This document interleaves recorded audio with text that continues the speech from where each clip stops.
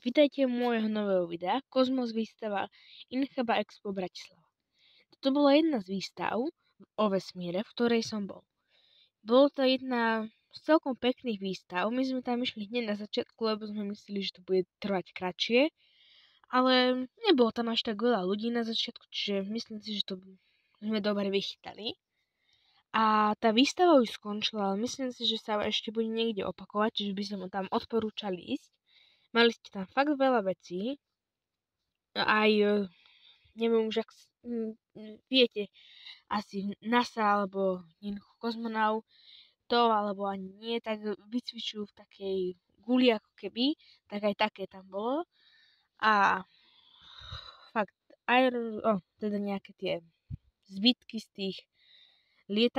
tých aeroplánov a fakt veľa vecí. Celkom pekné to bolo, aj veci po teda Gagarinovi a celkom, ak som povedala, pekné a fakt sa tam, ak to ešte sa bude opakovať, sa tam oplatí.